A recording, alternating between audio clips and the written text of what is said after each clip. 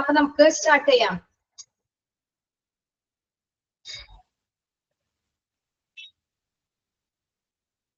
നിങ്ങൾ കൗണ്ട് 51 പേരുള്ളൂല, വളരെ കുറവാണ്. ഓക്കെ, ഗുഡ് ആഫ്റ്റർനൂൺ കുഞ്ഞി, ഗുഡ് ആഫ്റ്റർനൂൺ.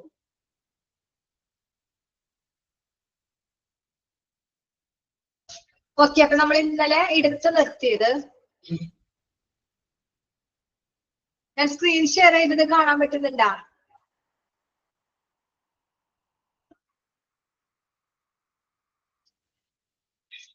ഫുഡ് കഴിച്ചു സ്നേഹ, ഫുഡ് കഴിച്ചു. ഓക്കെ, നമ്മൾ ഇന്നലെ എടുത്ത് നിർത്തിയത് ഒബ്ജക്റ്റീവ്സ് ഓഫ് സ്റ്റാഫ് ഡെവലപ്മെന്റ്, അതിന്റെ 4 കാര്യങ്ങൾ നമ്മൾ പറഞ്ഞു. ഇനി നമ്മൾ ടൈപ്സ് ഓഫ് സ്റ്റാഫ് ഡെവലപ്മെന്റ് ആണ് എടുക്കുന്നത്. ഓക്കെ, അപ്പൊ ഇന്ന് എടുക്കുന്നത് types of staff development. Chapter ഒന്ന് പറഞ്ഞു കൊടുത്തേ, ചാപ്റ്റർ നമ്പർ, പേജ് നമ്പർ ഒക്കെ ഒന്ന് പറഞ്ഞു കൊടുത്തേ.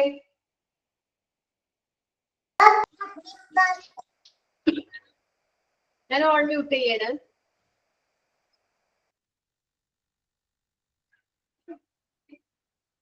Okay, chapter page number 13,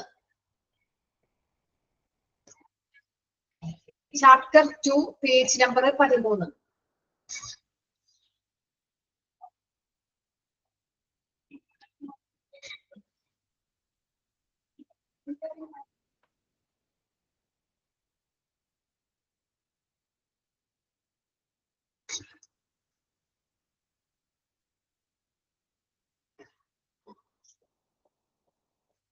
okay,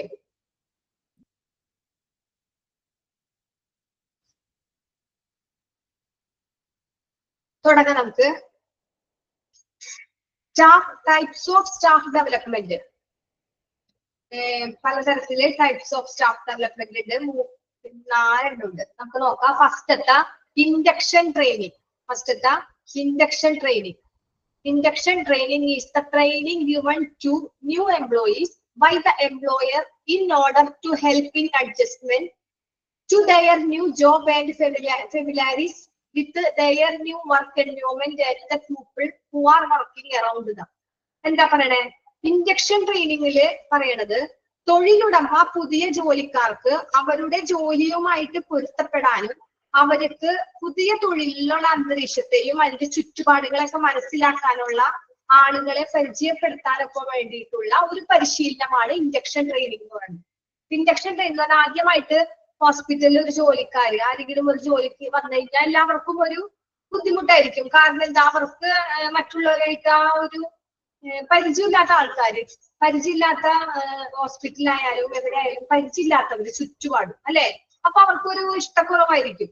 അപ്പൊ അവർക്ക് ആ ഒരു പീരീഡ്, ആ ഒരു ട്രെയിനിങ് എന്ന് പറയുന്നത് അവിടുത്തെ പുതിയ ജോലിക്കാർക്ക്, പുതിയ ജോലിക്കാർക്ക് ആ ഒരു പുതിയ ജോലി എന്താ, ഞാൻ എന്താ ചെയ്യണ്ടേ, എനിക്ക് എന്താണ് വർക്ക്, അങ്ങനെയുള്ള ആ കാര്യങ്ങളെ കുറിച്ച് മനസ്സിലാക്കാനും മറ്റുള്ളവരോട് ഇടപഴകാനും, ചുറ്റുപാട് എന്താണ്, അവിടെ കൂടെ ആരൊക്കെ വർക്ക് ചെയ്യുന്നുണ്ട്, മറ്റ് സ്റ്റാഫുകൾ എന്താണ്, അങ്ങനെയുള്ള അവരെ കുറിച്ചൊക്കെ മനസ്സിലാക്കാനും പുതിയ തൊഴിലന്തരീക്ഷത്തെയും പുതിയ ചുറ്റുപാടുകളൊക്കെ മനസ്സിലാക്കാൻ വേണ്ടിയിട്ട് ഒരു ട്രെയിനിങ് കൊടുക്കുന്നതാണ് ഇൻഡക്ഷൻ ട്രെയിനിങ് എന്ന് പറയുന്നത്. ഓക്കെ, ഒന്നും കൂടി പറയാം. ഇൻഡക്ഷൻ ട്രെയിനിങ് എന്ന് പറയുന്നത് എന്താ, പുതിയതായിട്ട് ആദ്യമായിട്ട് ഹോസ്പിറ്റലിൽ ജോലിക്ക് വന്ന ജോലിക്കാർക്ക് അവരുടെ പുതിയ ജോലിയുമായിട്ട് പൊരുത്തപ്പെടാനും അവർക്ക് പുതിയ തൊഴിലും അന്തരീക്ഷത്തെ കുറിച്ചും പുതിയ ചുറ്റുപാടുകളെ കുറിച്ചൊക്കെ മനസ്സിലാക്കാൻ ആളുകളെ പരിചയപ്പെടാൻ, അവിടെ ഒരുപാട് ആളുകൾ ഉണ്ടാവും, അവരോടൊക്കെ പരിചയപ്പെടാനും വേണ്ടിയിട്ടുള്ള ആ ഒരു ട്രെയിനിങ് ആണ് ഇൻഡക്ഷൻ ട്രെയിനിങ് എന്ന് പറയുന്നത്. Okay, next job orientation. Job orientation എന്ന് വെച്ചാൽ എന്താ? ജോബ് ഓറിയന്റേഷൻ എന്ന് വെച്ചാൽ ജോബ് ഓറിയന്റേഷൻ എന്താ? ക്രമീകരണം, ജോലിയിലുള്ള ആ ഒരു ക്രമീകരണം. അതെന്താ നോക്കാം. The process of making aware of an individual of his or her roles, responsibilities and relationship in the new work situation. It is an individualized training program meant to get a newly hired employee more familiarized with their responsibilities. അപ്പൊ ഇതിലെന്താ പറയണേ, മറ്റേത് തന്നെ induction ട്രെയിനിങ്ങിൽ പറഞ്ഞ പോലെ തന്നെ ഇവിടെയും പറയണത് എന്താ, ജോലി ഓറിയന്റേഷൻ എന്ന് പറയണത് ഒരു വ്യക്തി, അത് അവളാവാം അവനാവാം, ഒരു വ്യക്തിക്ക് അവരെ കുറിച്ച് ബോധവന്മാരാക്കുന്ന ആ ഒരു പ്രോസസ്സ്. അവരെന്താണ് ചെയ്യല്, അവരെ കുറിച്ച് അറിയേണ്ട ബോധവന്മാരാക്കുന്ന ആ ഒരു പ്രോസസ്സ്, അതിന്റെ പുതിയതായിട്ട് വന്ന തൊഴിൽ സാഹചര്യങ്ങള്, ആ ജോലി ചെയ്യാനുള്ള റോൾസ്, എന്താണ് ജോലി ചെയ്യേണ്ടത്, അതിന്റെ റെസ്പോൺസിബിലിറ്റീസ്, അതായത് relationship in the new work situation, ആ സിറ്റുവേഷനിൽ ഞാൻ ആരായിട്ടൊക്കെ ബന്ധപ്പെടണം, ആരായിട്ടൊക്കെ ഇടപഴകണം എന്നായിട്ടുള്ള കാര്യങ്ങള്. പിന്നെ ഒരു ജീവനക്കാരെ അവരുടെ ഉത്തരവാദിത്തത്തെ കുറിച്ച് കൂടുതൽ പരിചയപ്പെടാൻ ഉദ്ദേശിച്ചിട്ടുള്ള ആ ഒരു പരിശീലനമാണ് ജോബ് ഓറിയന്റേഷൻ എന്ന് പറയുന്നത്. അപ്പൊ ജോബ് ഇൻഡക്ഷൻ ട്രെയിനിങ് എന്ന് പറയണതും ജോബ് ഓറിയന്റേഷൻ എന്ന് പറയണതും രണ്ടും ഒന്ന് തന്നെയാണ്. കുറച്ച് മാത്രമേ വ്യത്യാസമുള്ളൂ. ഏകദേശം എല്ലാം ഒരുപോലെ തന്നെ. രണ്ടിലും എന്താ പറയണേ, അവര് ആ ചുറ്റുപാടും അന്തരീക്ഷവും അവരുടെ ജോലി എന്താണെന്ന് പരിചയപ്പെടുക, അല്ലെ? അത് തന്നെയാണ് ജോബ് ഇൻഡക്ഷൻ ട്രെയിനിങ്ങിലും പറയണത്, ജോബ് ഓറിയന്റേഷനിലും പറയണത്. അപ്പൊ ജോബ് ഓറിയന്റേഷനിൽ എന്താ പറയണേ, ഒരു വ്യക്തി, അതാരെങ്കിലും ആയിക്കോട്ടെ, ചിലപ്പോ അവളാവാം അല്ലെങ്കിൽ അവനാവാം, മെയിലോ ഫീമെയിൽ ആവാം, അവരെ കുറിച്ച് അവരെന്താണോ അവരെ കുറിച്ചുള്ള ഒരു ബോധവൽക്കരണം, അതിനെ കുറിച്ച് ഒരു ബോധവൽക്കരണം വേണം. അതുപോലെ തന്നെ അവര് പുതിയ ജോലി ചെയ്യാൻ വന്നേക്കണാണ്. ആ പുതിയ ജോലി ചെയ്യേണ്ട കാരണങ്ങൾ, എന്തെല്ലാം റോളുകൾ അവിടെ ഉണ്ട്, അതിന്റെ ഉത്തരവാദിത്തം, ഞാൻ എന്തൊക്കെ ചെയ്യണം എന്നുള്ള റെസ്പോൺസിബിലിറ്റി, പിന്നെ അതുപോലെ തന്നെ അതിന്റെ ബന്ധങ്ങൾ, റിലേഷൻസ്, അങ്ങനെ ഇരിക്കണ എല്ലാ ആ ഒരു ബന്ധങ്ങൾ, ജോലി ചെയ്യുന്ന ഒരുപാട് ആൾക്കാരുണ്ടാവും. അപ്പൊ അവരായിട്ടുള്ള ആ ഒരു റിലേഷൻഷിപ്പ്, അങ്ങനെ പുതിയ ജോലിയുടെ സാഹചര്യങ്ങളുമായിട്ട് ഇഴകി ചേരാനായിട്ടുള്ള ഒരു ട്രെയിനിങ്. അത് ഒരു ജീവനക്കാരെ അവരുടെ ഉത്തരവാദിത്തത്തെ കുറിച്ച് കൂടുതൽ പരിചയപ്പെടാൻ വേണ്ടിയിട്ട് കൊടുക്കണം ആ ഒരു ഇതാണ് ജോബ് ഓറിയന്റേഷൻ, ആ ഒരു പീരീഡ്. അപ്പൊ രണ്ടും ഇൻഡക്ഷൻ ട്രെയിനിങ് ചുറ്റുപാടുകളെ കുറിച്ച് മനസ്സിലാക്കി, അത് കഴിഞ്ഞിട്ട് തന്നെ ജോബ് ഓറിയന്റേഷനും, അതും ആ ഒരു സിറ്റുവേഷൻ സമയത്ത് ജോലി ചെയ്യണ അവർക്ക് ഒരു ഇല്ലാത്ത രീതിയിലുള്ള ഉത്തരവാദിത്തങ്ങള്, റോൾസ്, റിലേഷൻഷിപ്പിനെ കുറിച്ച് മനസ്സിലാക്കാൻ വേണ്ടി ഉള്ളതാണ്. രണ്ടും സെയിം തന്നെയാണ്. ഓക്കെ. പിന്നെ നെക്സ്റ്റ്, ഇൻ സർവീസ് എഡ്യൂക്കേഷൻ. എല്ലാവരും ഇവിടെ ഇല്ലേ? മനസ്സിലാവുന്നില്ല എല്ലാവർക്കും? പറയണത് കേൾക്കാൻ പറ്റുന്നുണ്ടാ? ഓക്കെ. ഓക്കെ. അപ്പൊ നെക്സ്റ്റ് എന്താ പറയണേ, ഇൻ സർവീസ് എഡ്യൂക്കേഷൻ. ഓക്കെ. എന്തെങ്കിലും ബുദ്ധിമുട്ടുണ്ടെങ്കിൽ മെസ്സേജ് ഇടണോട്ടാ. സ്പീഡ് എന്തെങ്കിലും കൂടുന്നുണ്ട്, ഞാൻ പറയണത് എന്തെങ്കിലും തെറ്റുണ്ട്, പിന്നെ സ്പെല്ലിംഗ് മിസ്റ്റേക്ക് എന്തെങ്കിലും ഉണ്ടെങ്കിലും നിങ്ങൾ പറയണം. കാരണം പ്രൊണൗൺസിയേഷൻ ഞാൻ വായിക്കുന്ന പോലെ ആവില്ല പ്രൊണൗൺസിയേഷൻ ശരിക്കുള്ളത്. അപ്പൊ അങ്ങനെ എന്തെങ്കിലും ഉണ്ടെങ്കിൽ നിങ്ങൾ മെസ്സേജ് ഇടാം. Okay. Next, in service education. An educational experience planned before to provide in the job setting and closely identified with the services in order to help person discharge his duties more effectively as a person and as a worker. It is thus a planned instructional or training program given by an employee agency in the employment setting. എന്താ അതിൽ പറയണേ? ഇതിൽ പറയണത് in service education ആണ്. In service education എന്ന് വെച്ചാൽ സേവന വിദ്യാഭ്യാസം. നമ്മൾ സർവീസ് ചെയ്യണത്, ഓരോ സഹായങ്ങൾ ചെയ്യണതിനെ കുറിച്ചുള്ള വിദ്യാഭ്യാസം. അതെങ്ങനെ? ഒരു വിദ്യാഭ്യാസം അനുഭവം നൽകുന്നതിന് മുമ്പ് തന്നെ, എഡ്യൂക്കേഷണൽ എക്സ്പീരിയൻസ് പ്ലാൻ ബിഫോർ, ഈ എഡ്യൂക്കേഷണൽ എക്സ്പീരിയൻസ്, അതിനുള്ള ആ ഒരു എക്സ്പീരിയൻസ് നൽകുന്നതിന് മുമ്പ് തന്നെ നമ്മൾ to provide in the job setting and closely identified, അത് നമ്മൾ എന്ത് പ്രൊവൈഡ് ചെയ്യണം? അത് ചെയ്യുന്നതിന് മുമ്പ് തന്നെ നമ്മൾ ആസൂത്രണം ചെയ്തിട്ടുണ്ട്. എങ്ങനെ? ഒരു വ്യക്തി എന്ന നിലയിലും ഒരു തൊഴിലാളി എന്ന നിലയിലും തന്റെ ചുമതലകൾ കൂടുതൽ ഫലപ്രദമായിട്ട് നിർവഹിക്കാൻ വ്യക്തിയെ സഹായിക്കുന്നതിനായിട്ട് നമ്മൾ ഇത് ചെയ്തിട്ടുണ്ട്. നമ്മൾ identified with service in order to help person discharge duties more effectively as a person, as a worker. എന്തിനാണ് ഞാൻ ആസ് എ പേഴ്സൺ എന്ന നിലയ്ക്കും ആസ് എ വർക്കർ എന്ന നിലയ്ക്കും എന്നെ കൊണ്ട് എനിക്ക് തന്ന ഡ്യൂട്ടി ഞാൻ നല്ല രീതിയിൽ ചെയ്യാൻ ശ്രമിച്ചിട്ടുണ്ട്, ഞാൻ നല്ല രീതിയിൽ ചെയ്തിട്ടുണ്ട്. ഓക്കെ. അത് നമുക്ക് ഉണ്ടാവാനുള്ള ആ ഒരു എഡ്യൂക്കേഷൻ ക്ലാസ് കൊടുക്കണം. ഇൻ സർവീസ് എഡ്യൂക്കേഷൻ, നമ്മൾ എന്താണോ സർവീസ് ചെയ്യണം അതിനുള്ള ആ ഒരു എഡ്യൂക്കേഷൻ കൊടുക്കണം. അതുപോലെ തന്നെ അവർ ചെയ്യുന്ന വർക്ക് ക്രമീകരിക്കുന്നതിലും പിന്നെ അതിന്റെ സർവീസ് അടുത്തറിയാനും ഇത് സഹായിക്കും. ഈ ഒരു സർവീസ് എഡ്യൂക്കേഷൻ കൊടുക്കുമ്പോൾ അവർക്ക് എന്ത് കിട്ടാൻ പറ്റും? അവർക്ക് എന്താണ് ഞാൻ ചെയ്യണ വർക്ക് എന്നുള്ള കൂടുതൽ അറിയാൻ പറ്റും, അല്ലെ? ആദ്യമായിട്ട് ഒരാൾ ചെയ്യുമ്പോൾ നമ്മൾ ട്രെയിനിങ് പീരീഡ് ആയിരിക്കും കൊടുക്കുക. ട്രെയിനിങ് പീരീഡ് കൊടുക്കുമ്പോൾ ഒരുപാട് പേര് പറഞ്ഞു കൊടുക്കാനൊക്കെ ഉണ്ടാവും. അത് കഴിഞ്ഞിട്ട് പിന്നെ ഒരു 1 month ഒക്കെ കഴിയുമ്പോഴത്തേനും അവരെന്താവും? അവിടുത്തെ സ്റ്റാഫായിട്ട് മാറും. അവിടെ ഓൾ ഇൻ റോൾ അവരായിരിക്കും എല്ലാവരും ചെയ്യാനറിയുന്നത്. പിന്നെ പുതിയതായിട്ട് ആരാ വന്നതെന്ന് വെച്ചാൽ അവർക്ക് ഇവരായിരിക്കും ചിലപ്പോ ഇതിന്റെ കാര്യങ്ങളൊക്കെ പറഞ്ഞു കൊടുക്കുന്നത്. ഫസ്റ്റ് ടൈം എവിടെ ചെന്നാലും നമ്മളായാലും ആരായാലും നമ്മൾക്കൊന്നും അറിയില്ല അല്ലെ. അപ്പൊ അതാണ് ഇവിടെ മൂന്നാമത് പറഞ്ഞത്, സേവന വിദ്യാഭ്യാസം കൊടുക്കണം. എഡ്യൂക്കേഷണൽ എക്സ്പീരിയൻസ്, അത് എന്താ ഒരു വിദ്യാഭ്യാസ എക്സ്പീരിയൻസ് കൊടുക്കുന്നത് അത് ആസൂത്രണം ചെയ്തിട്ട് നമ്മൾ ഒരു വ്യക്തി എന്ന നിലയിലും അതല്ല ഒരു വർക്കർ എന്ന തൊഴിലാളി എന്ന നിലയിലും തന്റെ ചുമതലകൾ കൂടുതൽ നല്ല രീതിയിൽ ചെയ്യാനായിട്ട് ആ വ്യക്തിയെ എങ്ങനെ നമുക്ക് സഹായിക്കാൻ പറ്റും, ജോലി ക്രമീകരിക്കണേല്, പിന്നെന്താ സേവനങ്ങളെ അടുത്തറിയണം, നമ്മൾ എന്തെല്ലാം സഹായങ്ങൾ ചെയ്യണം, അങ്ങനെയുള്ള ആ ഒരു എഡ്യൂക്കേഷണൽ ട്രെയിനിങ് കൊടുക്കണം.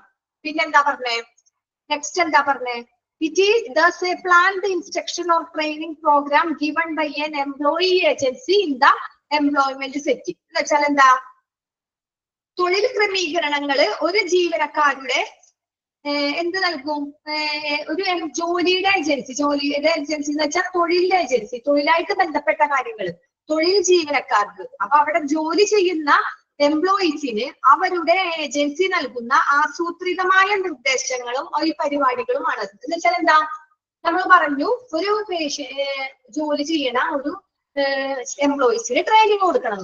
ഈ ട്രെയിനിങ് കൊടുക്കണം അവരുടെ എംപ്ലോയി ഏജൻസിന്. അവർക്ക് എന്താ കൂടുതൽ ഈ ട്രെയിനിങ് പ്രോഗ്രാം കൊടുക്കുമ്പോൾ അവർക്ക് പ്ലാൻഡ് ഇൻസ്ട്രക്ഷൻ എന്ന് വെച്ചാൽ എന്താ, മുൻകൂട്ടി നിശ്ചയിച്ചിട്ട് വേണം അവർക്ക് കൊടുക്കാൻ. ഇറ്റ് ഈസ് ദസ്, അതാണ് ഇവിടെ പറഞ്ഞത് സർവീസ് എഡ്യൂക്കേഷൻ.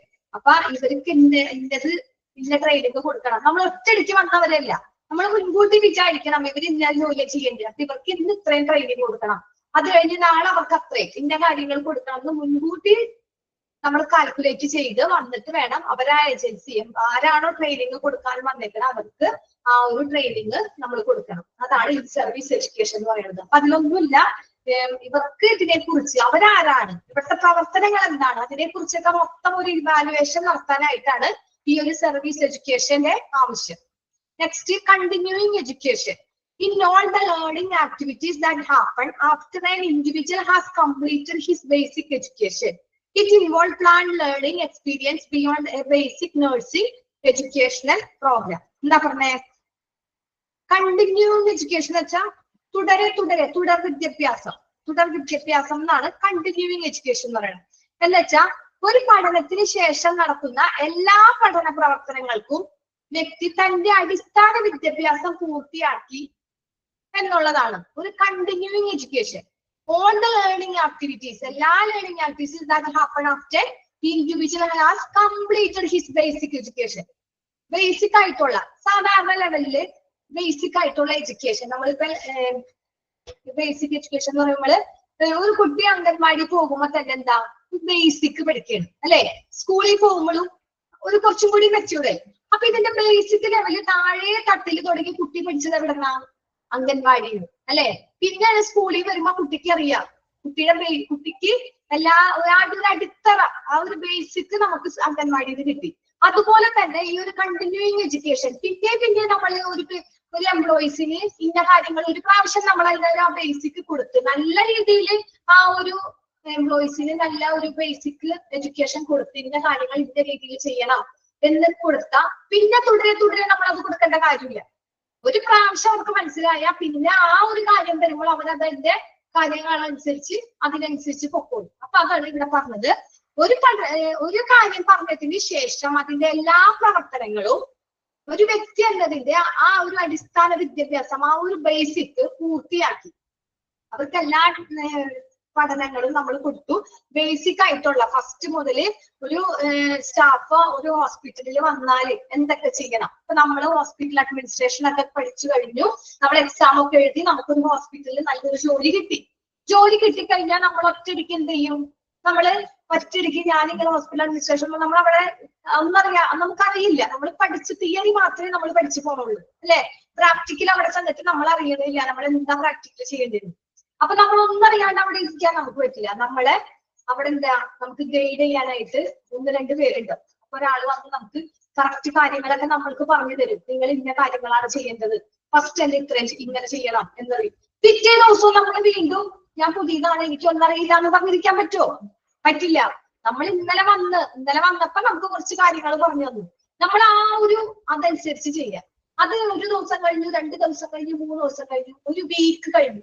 സെക്കൻഡ് വീക്ക് ആവുമ്പോൾ നമ്മൾ അവിടുത്തെ സ്റ്റാഫാണ് അല്ലെ, നമ്മൾ അതായിട്ട് ഇണങ്ങി ചേർന്ന് നമുക്ക് ഒരുവിധം കാര്യങ്ങളൊക്കെ മനസ്സിലായി. അപ്പൊ നമ്മൾക്ക് ബേസിക് കറക്റ്റ് കിട്ടി. ഇനി നമ്മൾ അതേ റൂട്ടിലാണ് നമ്മൾ പോണത് അല്ലെ. ബേസിക് നമുക്ക് എവിടെ കിട്ടി? ഇവിടെ ഫസ്റ്റ് ദിവസം വന്നപ്പോ തന്നെ നമുക്ക് ബേസിക് കിട്ടി. ആ ഒരു ഇത് കിട്ടിയപ്പോ നമ്മൾ ഇനി ആ ഒരു വീക്ക് കഴിഞ്ഞാലും ഒരു മന്ത് കഴിഞ്ഞാലും നമ്മൾ ഒന്നും അറിയാത്ത പോലെ ഇരിക്കുവോ? ഇല്ല. നമ്മ പിന്നെ സാധാരണ ഓട്ടോമാറ്റിക് ഡെയിലി വന്ന് ചെയ്യേണ്ട കാര്യങ്ങൾ റൊട്ടീൻ വഴി ആയിട്ട് നമ്മൾ ചെയ്യും അല്ലെ. അപ്പൊ അതാണ് ഇവിടെ പറഞ്ഞത്, കണ്ടിന്യൂയിങ് എഡ്യൂക്കേഷന്റെ ആ ഒരു പ്രാധാന്യത്തെ കുറിച്ചാണ് ഇവിടെ പറഞ്ഞത്. ഓക്കെ, പിന്നെന്താ, ഒരു involved planned learning experience beyond a basic nursing educational programme. ഒരു നഴ്സിംഗ്, ഒരു അടിസ്ഥാന നഴ്സിംഗ് വിദ്യാഭ്യാസ പരിപാടിക്കപ്പുറം ഒരു പ്ലാന്റ് ചെയ്ത പഠനാനുഭവങ്ങൾ ഉണ്ട്. എന്ന് വെച്ചാൽ നഴ്സിംഗ് എന്താ, നഴ്സിംഗിന്റെ ബേസിക് പഠിക്കുന്ന വെച്ചാൽ അവര് ഫുള്ള് ഇരുന്ന് തിയറി പഠിച്ച് അത് പ്രാക്ടിക്കല് ചെയ്യണം. അവര് പഠിക്കുക, അത് ചെയ്യുക അല്ലെ. ഇപ്പൊ ഇഞ്ചക്ഷൻ ചെയ്യാൻ എല്ലാവർക്കും അറിയാവുന്നില്ല, അപ്പൊ അതിൻ്റെതായ കാര്യങ്ങൾ അവർ പഠിച്ചു, അത് ചെയ്തു. പക്ഷെ അതുപോലെ അല്ല സാധാരണ ഒരു എംപ്ലോയീസ് നഴ്സിംഗ് എഡ്യൂക്കേഷന്റെ പ്രോഗ്രാം പോലെയല്ല. ഇത് മുൻകൂട്ടി പ്ലാൻഡ് ലേണിംഗ് എക്സ്പീരിയൻസ് എന്ന് വെച്ചാൽ ഒരു അടിസ്ഥാന നഴ്സിംഗ് വിദ്യാഭ്യാസ അതിനപ്പുറത്ത് ഒരു പ്ലാൻഡ് ആയ ഒരു ബേസിക് ആയ ഒരു പഠനങ്ങൾ ഇതിൽ ഉൾപ്പെടുന്നുണ്ട് കണ്ടിന്യൂയിങ് എഡ്യൂക്കേഷനിൽ. ഓക്കെ, അപ്പൊ നിങ്ങൾ എന്താണെന്നുള്ളത് മാത്രം അറിഞ്ഞാൽ മതി. ഈ 4 പോയിന്റ് ടൈപ്സ് ഓഫ് സ്റ്റാഫ് ഡെവലപ്മെന്റിന്റെ 4 പോയിന്റ് നിങ്ങൾ ഓർത്തിരുന്നാൽ മതി. ഇൻഡക്ഷൻ ട്രെയിനിങ് ഫസ്റ്റ് കൊടുക്കും, ജോബ് ഓറിയന്റേഷൻ, ഇത് രണ്ടും ഏകദേശം ഒന്നാണ്. ഇൻ സർവീസ് എഡ്യൂക്കേഷൻ കൊടുക്കും, കണ്ടിന്യൂയിങ് എഡ്യൂക്കേഷൻ കൊടുക്കും. അത് മനസ്സിലാക്കിയിരുന്നാൽ മതി. കാണാണ്ട് കൈകാട്ടൊന്നും ഇത് പഠിക്കേണ്ട കാര്യമില്ല. എന്താണെന്നുള്ളത് നിങ്ങൾ മനസ്സിലാക്കിയിരിക്കുക. ഓക്കെ, ഇനി നെക്സ്റ്റ് എന്താ, advantage of staff development. Staff ഡെവലപ്മെന്റിന്റെ പ്രയോജനങ്ങൾ, അഡ്വാൻറ്റേജ്, അതിന്റെ ഗുണങ്ങൾ എന്തൊക്കെയാണെന്ന് നോക്കാം. ഫസ്റ്റ് എന്താ, generate a positive organisational climate. എന്ന് വെച്ചാൽ എന്താ, അനുകൂലമായ സംഘടനാ അന്തരീക്ഷം സൃഷ്ടിക്കുക. എന്ന് വെച്ചാൽ നമ്മള് സ്റ്റാഫ് ഡെവലപ്മെന്റ് നല്ല അനുകൂലമായത് ആ ഒരു പേഷ്യന്റ് ആയാലും ആ ഒരു എംപ്ലോയീസ് ആയാലും അവർക്ക് കറക്റ്റ് ആയ രീതിയിൽ അഡ്വാൻറ്റേജ് അവിടെ അതുണ്ടാക്കണം. അത് സ്റ്റാഫിന്റെ ഡെവലപ്മെന്റിന്, സ്റ്റാഫിന്റെ വികസനത്തിന് ഇത് കൂട്ടും. പ്രയോജനങ്ങളിൽ ഒന്നാണ് ജനറേറ്റ് ചെയ്യാം എ പോസിറ്റീവ് ഓർഗനൈസേഷൻ ക്ലൈമറ്റ്. പോസിറ്റീവായ കാര്യങ്ങൾ, നല്ലതായ കാര്യങ്ങൾ, അന്തരീക്ഷം, അങ്ങനെയുള്ള കാര്യങ്ങൾ ഓർഗനൈസേഷൻ ചെയ്യാം. പിന്നെ facilitate open channel for communication. എന്താ, ആശയവിനിമയ ചാനലുകൾ തുറക്കുക, സുഗമമാക്കുക, ഫെസിലിറ്റേറ്റ് ചെയ്യാം. ഓപ്പൺ എന്താ, ചാനലുകൾ കമ്മ്യൂണിക്കേഷൻ ചെയ്യാനായിട്ട് സുഗമമാക്കുക. ആശയവിനിമയ ചാനൽ എന്ന് വെച്ചാൽ കമ്മ്യൂണിക്കേഷൻ ചാനലില് നമ്മൾ നേരിട്ട് സംസാരിക്കാന്, അല്ലെങ്കിൽ TV കാണുന്നത്, അങ്ങനത്തെ ഉള്ള കമ്മ്യൂണിക്കേഷൻ ചെയ്യരുത്. പരസ്പരം കമ്മ്യൂണിക്കേറ്റ് ചെയ്യാനുള്ള ചാനൽ, അതങ്ങനത്തെ ഉള്ള കാര്യങ്ങളൊക്കെ ഓപ്പൺ ചെയ്യാം, ഫെസിലിറ്റേറ്റ് ചെയ്യാം. Pass over organisation message to workers. തൊഴിലാളികൾക്ക് സംഘടനമായ ഓർഗനൈസേഷൻ ആയിട്ട് മെസ്സേജുകൾ തൊഴിലാളികൾക്ക് പാസ് ഓവർ കൈമാറും. എന്ന് വെച്ചാൽ എന്താ, പാസ് ഓവർ കൈമാറുക എന്ന് വെച്ചാല് ഇപ്പം ഹോസ്പിറ്റലിലൊക്കെ ഒരുപാട് ഇൻസ്ട്രക്ഷൻസ് ഉണ്ടാവും, റൂൾസ് റെഗുലേഷൻസ് ഒക്കെ ഉണ്ടാവും ഓരോ ഹോസ്പിറ്റലിന്. അപ്പൊ അത് ആ ഓർഗനൈസേഷൻ മെസ്സേജാണ്, അത് ആ ഹോസ്പിറ്റലുമായിട്ട് ബന്ധപ്പെട്ട മെസ്സേജുകളാണ് അല്ലെ. അതൊന്നും നമ്മൾ പുറത്തു പോയി പറയാൻ പറ്റില്ല, നമുക്ക് അതിന്റെ വർക്കേഴ്സിന് മാത്രമേ പറഞ്ഞു കൊടുക്കാൻ പറ്റുള്ളൂ. പൊതുവായിട്ടുള്ള മെസ്സേജുകളല്ല, അതാണ് ഹോസ്പിറ്റലുമായിട്ട് ബന്ധപ്പെട്ട ഓർഗനൈസേഷണൽ മെസ്സേജ്. അത് അവിടുത്തെ വർക്കേഴ്സിന് ഇന്ന കാര്യങ്ങൾ ചെയ്യാൻ പാടില്ല, ഇന്ന കാര്യങ്ങൾ ഇവിടെ ചെയ്യണം, ഇന്ന കാര്യങ്ങൾ. അപ്പൊ അങ്ങനെയുള്ള കാര്യങ്ങളൊക്കെ പാസ് ഓവർ അവർക്ക് അത് പറഞ്ഞു കൊടുക്കുക, കൈമാറാം. Easy access to knowledgeable colleges through. എന്ന് വെച്ചാൽ എന്താ, അറിവുള്ള സഹപ്രവർത്തകർക്ക് എളുപ്പത്തിൽ ആക്സസ് ചെയ്യാൻ. എന്ന് വെച്ചാൽ എന്താ, നമുക്ക് നമ്മുടെ കൂടെയുള്ള നമ്മളിപ്പ അവർക്ക് നമ്മൾ നല്ല കാര്യങ്ങളൊക്കെ പറഞ്ഞു കൊടുക്കും സ്റ്റാഫിന്. അവരോട് നമ്മൾ ഈസി ആയിട്ട് ഇടപഴകുമ്പോ അവരിൽ നിന്നുള്ള കുറച്ച് കാര്യങ്ങൾ നമുക്ക് പഠിക്കാൻ പറ്റും. കൂടെയുള്ളവരുടെ അറിവും നമുക്ക് പഠിക്കാൻ മനസ്സിലാക്കാൻ പറ്റും. അങ്ങനല്ലേ, ഇപ്പൊ നമ്മൾ ഒരു പേഷ്യന്റ് ആയാലും ഒരു ഡോക്ടർ ആയാലും ഒരു വർക്കേഴ്സ് ഒരു സീപ്പർ ആയാലും അവർക്ക് നല്ല ക്വാളിറ്റി ഉണ്ടെങ്കിൽ, അവര് നല്ല കാര്യങ്ങൾ ഉണ്ടെങ്കിൽ നമ്മൾ അതെന്ത് ചെയ്യും, കോപ്പിടും അല്ലെ. നമ്മൾ അവരെ പോലെ ആവാൻ നോക്കും. അവരുടെ ജോലിയിലല്ല നമ്മൾ നോക്കാം, അവരെ പെരുമാറ്റത്തിന് അല്ലെ.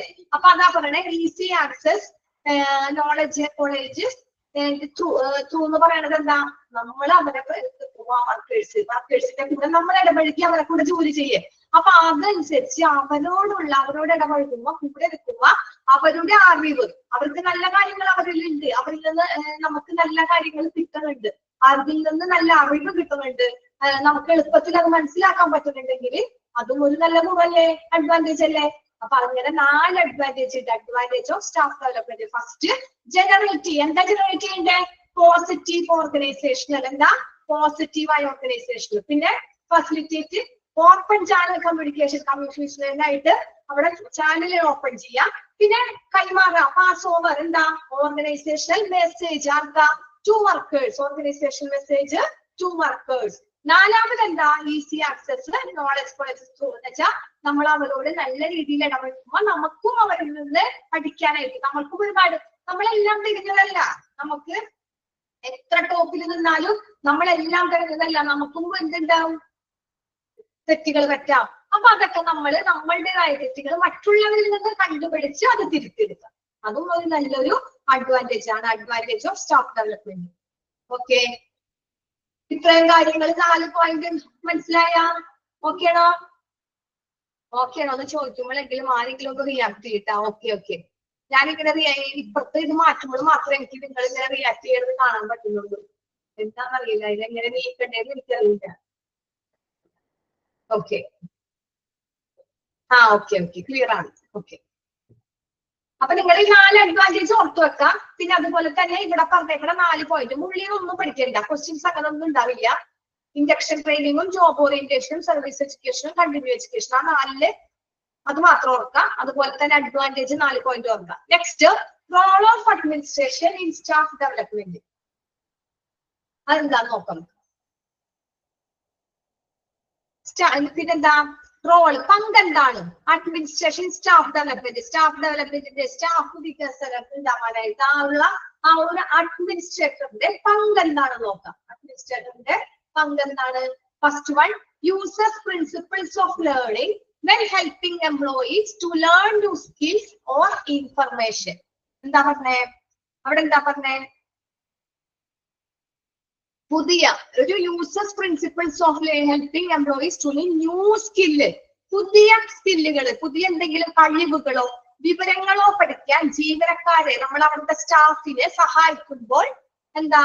പഠന തത്വം നമ്മൾ ഉപയോഗിക്കണം. പ്രിൻസിപ്പിൾസ് ഓഫ് ലേണിംഗ്, തത്വങ്ങൾ അല്ലെ, പഠിപ്പിക്കാനായിട്ട് ഓരോന്നിനും ഓരോ കാര്യങ്ങളുണ്ട് അല്ലെ. ഹോസ്പിറ്റലിലുള്ള ഒരു സ്റ്റാഫ്, ഒരു ആദ്യമായിട്ട് ഒരു ജോലിക്ക് എന്ത് വന്നാലും അവിടെ തല്ലി പഠിപ്പിക്കാമോ? ഇല്ല. പഠിപ്പിക്കുന്നതിന് അതിനതിൻ്റെതായ, കുട്ടികളാണെങ്കിലോ നമ്മൾ പറഞ്ഞ് മനസ്സിലാക്കി പിന്നെ കിട്ടില്ലെങ്കിൽ നമ്മളൊന്ന് വട്ടിക്കെടുത്ത് അവരങ്ങനെയാണ് നമ്മൾ കുട്ടികളെ. ഓരോന്നിനും പല തരമുണ്ട് അല്ലെ. അപ്പൊ ഇവിടെ എങ്ങനെ യൂസസ് പ്രിൻസിപ്പിൾ നമ്മൾ ഉപയോഗിക്കേണ്ടത്, യൂസ് ചെയ്യേണ്ടത് എങ്ങനെ? പ്രിൻസിപ്പിൾസ്, അതിന്റെ തത്വങ്ങള്, പഠന തത്വങ്ങള്, എംപ്ലോയീസിന്റെ പുതിയ സ്കില്ല് വളരാനും ഇൻഫർമേഷൻ കൊടുക്കാനൊക്കെ ആയിട്ട് ആ ഒരു പുതിയ തത്വങ്ങൾ നമ്മൾ ഉപയോഗിക്കണം. അതാണ് പുതിയ സ്കില്ലോ വിവരങ്ങളോ പഠിക്കാൻ ജീവനക്കാരെ സഹായിക്കുമ്പോൾ നമ്മള് പഠന തത്വങ്ങൾ ഉപയോഗിക്കണം. പിന്നെന്താ? Uses teaching techniques that strengthen staff എന്ന് വെച്ചാൽ എന്താ? എന്താ ജീവനക്കാരെ ശക്തിപ്പെടുത്തുക. ടീച്ചിങ് എന്ന് വെച്ചാൽ സ്റ്റാഫിന് ഊർജം അവിടെ പഠിപ്പിക്കുന്ന ഇതുണ്ടല്ല. Uses teaching techniques that strengthen, ശക്തിയുള്ള സ്റ്റാഫ് എന്ന് വെച്ചാൽ നല്ല അറിവുള്ള സ്റ്റാഫിനായിരിക്കണം നമ്മൾ പഠിപ്പിക്കാതിരിക്കുന്നത്. ശക്തിയുള്ള സ്റ്റാഫ് എന്ന് വെച്ചാൽ നല്ല ആരോഗ്യമുള്ള സ്റ്റാഫ് എന്നാണോ ഉദ്ദേശിച്ചത്? അല്ല, നല്ല എന്തായിരിക്കണം? അറിവുള്ള ആരോഗ്യം എവിടെ ഇരിക്കണം? നമ്മുടെ എല്ലാ കാര്യവും കൈകാര്യം ചെയ്യണം, എല്ലാം അറിയാൻ വേണം അല്ലെ. ഇപ്പൊ വലിയ ഹോസ്പിറ്റലിന്റെ മെഡിക്കൽ ബോർഡിലിരിക്കുന്ന വലിയ പോസ്റ്റ് ആണെങ്കിലും അവർ താഴെ മുതല് സീപ്പറിന്റെ കാര്യങ്ങൾ തുടങ്ങി എല്ലാം അറിഞ്ഞിരിക്കണം. അങ്ങനെയുള്ള ആളായിരിക്കണം പഠിപ്പിക്കാൻ. ഇപ്പൊ നമ്മൾ ഹോസ്പിറ്റൽ അഡ്മിനിസ്ട്രേഷൻ പഠിച്ചു അല്ലെ. നമ്മളിവിടെ ഹോസ്പിറ്റൽ അഡ്മിനിസ്ട്രേഷൻ പഠിക്കാൻ 45 ചാപ്റ്റേഴ്സ് എങ്ങാണ്ടുണ്ട്. അതിൽ നമ്മൾ ഓരോ ചാപ്റ്ററും നമുക്ക് ആവശ്യമുള്ളതാണോ നമ്മളെല്ലാം പഠിക്കുന്നത്? എല്ലാരും കുറേശ്ശെ അതിലെല്ലാം ഒരു ഹോസ്പിറ്റലായിട്ട് ബന്ധപ്പെട്ട എല്ലാം നമ്മൾ ചെയ്യുന്നുണ്ട്. ഫാർമസി നമ്മൾ അത് ഉൾപ്പെടുന്നുണ്ട്, റിസപ്ഷൻ, മോർച്ചറി, പിന്നെന്താ ഗ്യാസ് സിസ്റ്റം, നേഴ്സുമാരുടെ കാര്യങ്ങള്, ഇൻപേഷ്യന്റിന്റെ, ഔട്ട് പേഷ്യന്റ്, അഡ്മിഷൻ, ഡിസ്ചാർജ്, അങ്ങനെ ഒരുപാട് മെഡിക്കൽ റെക്കോർഡ്, അങ്ങനെ ഒരുപാട് കാര്യങ്ങള് നമ്മൾ അറിയണ്ട. ആ ഹോസ്പിറ്റലിന്റെ എല്ലാ കാര്യങ്ങളും നമ്മൾ കുറേശ്ശെ പഠിക്കലുണ്ട് അല്ലെ? അതുപോലെ തന്നെ നമ്മൾ എന്തായിരിക്കണം? സ്ട്രെങ്തൻ സ്റ്റാഫ്, എല്ലാം അറിയുന്ന ഒരു സ്റ്റാഫിനായിരിക്കണം എന്ത് ഇത് പഠിപ്പിക്കാനായിട്ട്, ടീച്ച് ചെയ്യാനായിട്ട്. ഇന്ന കാര്യങ്ങള് എക്സ്പീരിയൻസിന് വേണ്ടി ഒരാളെ നിർത്തി അവർക്ക് പറഞ്ഞു കൊടുക്കാന് അങ്ങനെ ഒരു ടീച്ചിങ്ങിന് വേണ്ട ആ ടെക്നിക്സ് എല്ലാം അറിയണ ഒരാളെ ആയിരിക്കണം നമ്മൾ വെക്കാനായിട്ട്. ഓക്കെ, നെക്സ്റ്റ് എന്താ? Continuously assesses learning needs of each unit എന്ന് വെച്ചാൽ എന്താ? ഓരോ യൂണിറ്റിന്റെയും പഠനാവശ്യങ്ങൾക്ക് തുടർച്ചയായി നമ്മൾ അതിന്റെ ആവശ്യങ്ങൾ എന്തൊക്കെയാണെന്ന് വിലയിരുത്തണം. കണ്ടിന്യൂസ്, തുടർച്ചയായിട്ട്. ഓക്കെ, ഇന്നിപ്പോ നമ്മളൊരു കാര്യം കേട്ടു, നമ്മൾ ഇന്ന് കേട്ട് കഴിഞ്ഞ് അത് ഈ ചെവിക്കുടി കേട്ട് അപ്പുറത്തെ ചെവിക്കുടി കളഞ്ഞു, അങ്ങനെയാണോ? അല്ല, ഇന്ന് ഞാനത് കേട്ടു, ഇന്ന് തന്നെ നമ്മൾ എന്താ പഠിച്ചത് എന്നൊന്ന് ആലോചിച്ച് വിലയിരുത്താം. നാളെ വീണ്ടും നമ്മള് കുറച്ചും കൂടി വേറെ കാര്യങ്ങൾ അറിയും. ഇന്ന് അറിഞ്ഞതിന് കുറച്ചും കൂടി കൂടുതലായിട്ട്, പിറ്റേ ദിവസവും അതിലും കൂടുതൽ, അങ്ങനെ അറിഞ്ഞ അപ്പൊ ഇതിനെങ്ങനെ ഓരോ കാര്യങ്ങൾ നമ്മളത് അറിയണമെങ്കിൽ അതിന്റെ നമ്മള് കണ്ടിന്യൂസ് ആയിട്ട് തുടർച്ചയായിട്ട് അതിനെ കുറിച്ച് വിലയിരുത്താം. ഒരു മിനിറ്റ്.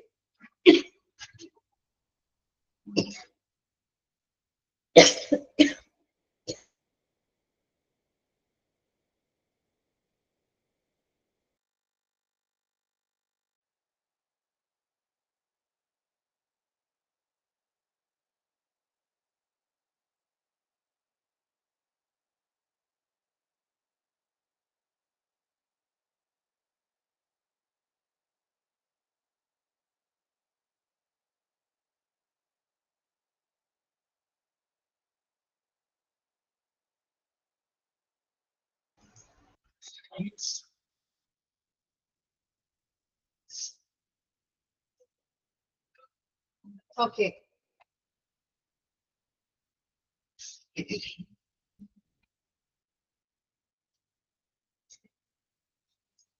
അപ്പൊ മൂന്നാമത്തെ എന്താ പറഞ്ഞേ?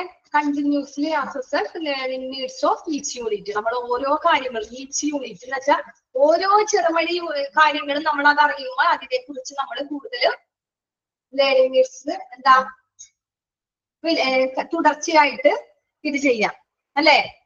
അതല്ലേ നമ്മൾ പറഞ്ഞു നിർത്തിയത്? ഓരോ യൂണിറ്റിന്റെയും പഠനാവശ്യങ്ങൾ നമ്മൾ തുടർച്ചയായിട്ട് അസസ് ചെയ്യാം, വിലയിരുത്താം, ഇന്നതാക്കിയെന്നുള്ള കാര്യങ്ങൾ. നാലാമത്തെ എന്താ? Leads employees regarding knowledge and skill deficit. എന്താ? അറിവും വൈദഗ്ധ്യക്കുറവും സംബന്ധിച്ച് ജീവനക്കാരുടെ വെച്ചാൽ ലീഡ്സ് അത് നയിക്കുക. അത് നമ്മൾ ലീഡ് ചെയ്യണത് എന്താ?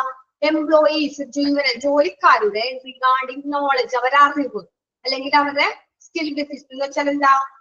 വൈദഗ്ധ്യക്കുറവ്. അവർക്ക് എന്തെങ്കിലും സ്കില്ല്, അറിവായിട്ട് എന്തെങ്കിലും ഡെഫിസിറ്റ്, കുറവുകൾ എന്തെങ്കിലും ഉണ്ടെങ്കിൽ അതിനെ കുറിച്ച് നമ്മള് ലീഡ്സ് നയിക്കണം. അവർക്ക് വേണ്ട കാര്യങ്ങൾ ചെയ്തു കൊടുക്കണം. അവർക്ക് ചിലവർക്ക് നന്നായി സംസാരിക്കാൻ കഴിവുണ്ടാവും അല്ലെ? ചിലവർക്ക് എല്ലാ കാര്യങ്ങളും പറയാനും സംസാരിക്കാനും. ഇപ്പൊ ഹോസ്പിറ്റൽ അഡ്മിനിസ്ട്രേഷൻ ഒക്കെ ആണെങ്കിൽ ജോലി കിട്ടുകയാണെങ്കിൽ ചിലർക്കും പല ഡിപ്പാർട്ട്മെന്റിലായിരിക്കും ജോലി കിട്ടുക അല്ലെ? അപ്പൊ ഓരോ ഡിപ്പാർട്ട്മെന്റിലേക്കും ഓരോ ഡ്യൂട്ടികളായിരിക്കും. അപ്പൊ ഒരാൾക്ക് ഇന്നത് ചെയ്യാൻ പറ്റും, ഒരാൾക്ക് ഇന്നത് ചെയ്യാൻ പറ്റും, അങ്ങനെയില്ല. എല്ലാ കാര്യത്തിലും നല്ല അറിവുണ്ടായിരിക്കണം. അതുപോലെ തന്നെ എന്തെങ്കിലും അറിവ് അവർക്കില്ല, അവർക്ക് വേറെ നല്ല കഴിവുകളുണ്ട്, പക്ഷെ ഇന്ന കാര്യത്തെ കുറിച്ച് അവർക്ക് അറിയില്ലെങ്കിൽ അതിന് എന്താണ് വേണ്ട കാര്യങ്ങളെ കുറിച്ച് അവർക്ക് പറഞ്ഞു കൊടുത്ത് അവരെ അതിലോട്ട് നയിക്കുക. പറഞ്ഞേ അറിവും വൈദഗ്ധ്യക്കുറവും സംബന്ധിച്ച് എന്തെങ്കിലും ഉണ്ടെങ്കിൽ ആ ഒരു ജീവനക്കാരെ നയിക്കുക എന്ന് പറയുന്നത് അവർക്ക് അതിൻ്റെതായ കാര്യങ്ങളൊക്കെ ചെയ്ത് കൊടുക്കാം. ഓക്കെ, അപ്പൊ അതാണ് ഇതില് 4 കാര്യങ്ങൾ പറഞ്ഞത്. അപ്പൊ റോൾ ഓഫ് അഡ്മിനിസ്ട്രേഷന്റെ അതിന്റെ പങ്ക് എന്താണ്? അഡ്മിനിസ്ട്രേഷനിൽ ഒരു സ്റ്റാഫ് വികസനത്തിന്റെ, സ്റ്റാഫ് ഡെവലപ്മെന്റിന്റെ അഡ്മിനിസ്ട്രേഷനുള്ള പങ്ക് എന്താ? ഒന്നാമത്തെ principles of learning when helping employees to learn new skills or information. രണ്ടാമത് എന്താ? Uses teaching techniques that strengthen staff. പിന്നെ continuously assesses learning needs of each unit. Leads employees regarding knowledge and skill deficit. Okay, ചിലപ്പോ നിങ്ങൾക്ക് എക്സാമിന് ചോദിക്കുന്നത് ഇങ്ങനെയൊക്കെ ആയിരിക്കും. ഞാനിപ്പോ ഒരു ക്വസ്റ്റ്യൻ പേപ്പറിൽ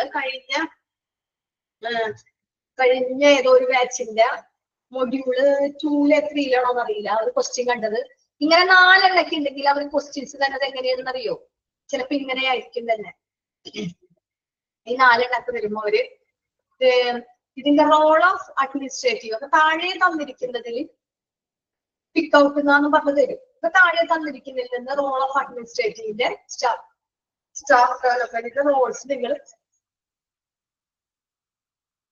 ഒരു മിനിറ്റ് ഇട്ടാ തൊണ്ടേ ഇങ്ങനെ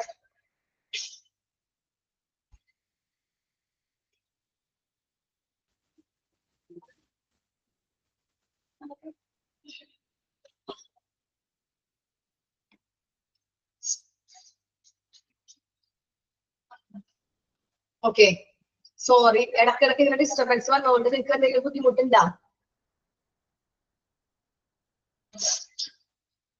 ഒന്നാമത് എനിക്ക് തൊണ്ട ത്രോട്ട് പെയിനാണ്, അപ്പൊ അതിന്റെ ഒരു ബുദ്ധിമുട്ടുണ്ട്. ഇങ്ങനെ രാവിലെ 2 ക്ലാസ് കഴിഞ്ഞാണ്, ഇനിയും ഇത് കഴിഞ്ഞിട്ട് ഒരു ക്ലാസ് കൂടി ഉണ്ട്. Okay okay okay. അപ്പൊ നമ്മളെന്താ പറഞ്ഞേ? ഓക്കെ ഓക്കെ ഓക്കെ, നമ്മളിവിടെ പറഞ്ഞത് എന്താ? നമ്മളിവിടെ നിർത്തിയത് എന്താ പറഞ്ഞേ? ഇത് പോയല്ല. അപ്പൊ ക്വസ്റ്റ്യൻ പേപ്പറിൽ വരുന്നത് ഇങ്ങനെയായിരിക്കും. അപ്പൊ നിങ്ങൾക്ക് ഇതില് 4 ഓപ്ഷൻ ഒരുമിച്ച് തരും. എന്നിട്ട് താഴെ തന്നിരിക്കുന്നതിൽ സ്റ്റാഫ് ഡെവലപ്മെന്റിന്റെ റോള് തിരഞ്ഞെടുക്കാൻ പിക്കൗട്ട് നമ്മൾ എന്തെങ്കിലുമൊക്കെ തരും. അപ്പൊ ഇങ്ങനെ വരുമ്പോൾ നമ്മള് ചിലപ്പോ നമ്മള് പഠിച്ചതിൽ ഓർക്കണം, ചിലപ്പോ 2 ആ സമയത്ത് ഓരോക്കെ ഉണ്ടാവുള്ളൂ. അപ്പൊ നമ്മൾ ഓർക്കും കണ്ടിന്യൂസ്ലി അസസ് ലേണിംഗ് നീഡ്സ് അതുണ്ടല്ല, അപ്പൊ അതായിരിക്കും എന്ന് വിചാരിച്ച് അത് മാത്രം.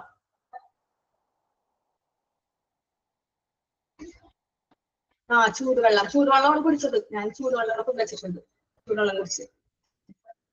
ഓക്കെ, അപ്പൊ അങ്ങനെ എന്തെങ്കിലും ഒരു ക്വസ്റ്റ്യൻസ് തരും കണ്ടിന്യൂസ്ലി വരുമ്പോ നമ്മൾ അത് മാത്രം കേട്ടിട്ടുള്ളൂ. അപ്പൊ നമ്മൾ ആ ഓപ്ഷനിൽ അത് ഉണ്ടല്ലാന്ന് പറഞ്ഞ് അത് ടിക്ക് ചെയ്യും. പക്ഷെ നമ്മൾ എല്ലാരും നോക്കുക, എല്ലാരും കറക്റ്റ് നോക്കിയൊന്നും പോണ്ട. എന്തെങ്കിലും പോയിന്റുകൾ ഇവിടെ നിങ്ങൾ ഓർത്ത് വെക്കാം. ഇതിൽ ഓർക്കാൻ പ്രിൻസിപ്പിൾസ്, തത്വങ്ങളാണ്, പ്രിൻസിപ്പിൾസ് ഓഫ് ലേണിംഗ്, അത് മാത്രം നിങ്ങൾ ഓർത്താൽ മതി. പ്രിൻസിപ്പിൾസ് ഓഫ് ലേണിംഗ് അതെന്തായാലും ഉണ്ടാവും, ആ ഒരു ലൈൻ ഉണ്ടാവും. അപ്പൊ നിങ്ങൾ ഓർക്കുക അതിന്റെ തത്വങ്ങളിൽ ഒന്നാമത്തെ പ്രിൻസിപ്പിൾസ് ഓഫ് ലേണിംഗിന്റെ തത്വങ്ങള്.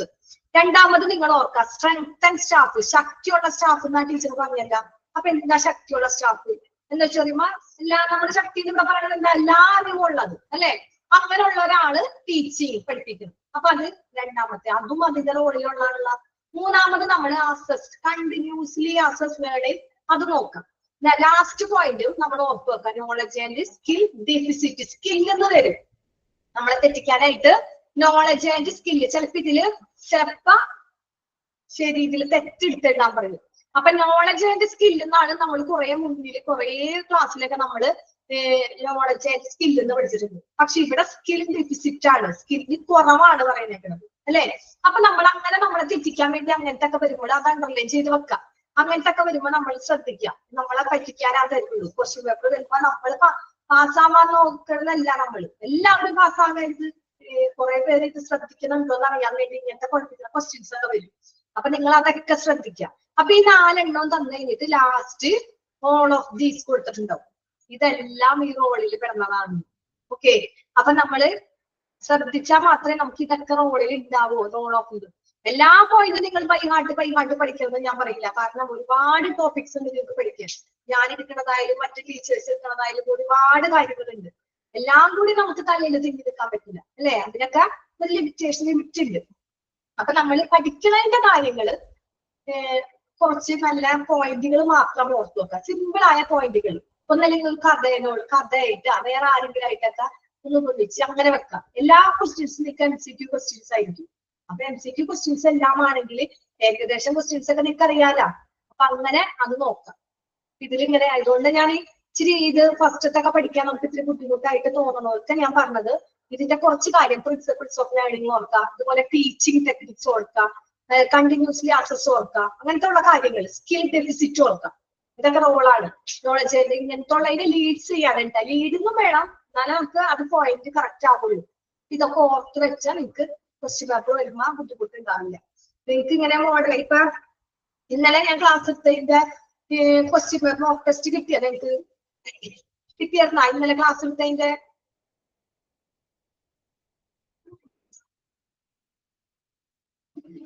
ഇന്നലെ നമ്മുടെ ലെവലിലെ ക്ലാസ്സിന്റെ മോക്ക് ടെസ്റ്റ് കിട്ടിയില്ലേ?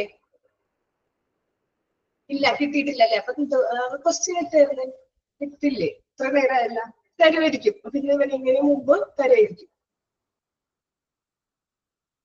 റെക്കോർഡ് വന്നിട്ടുണ്ട്. ഓക്കെ, വരും നിങ്ങൾക്ക്.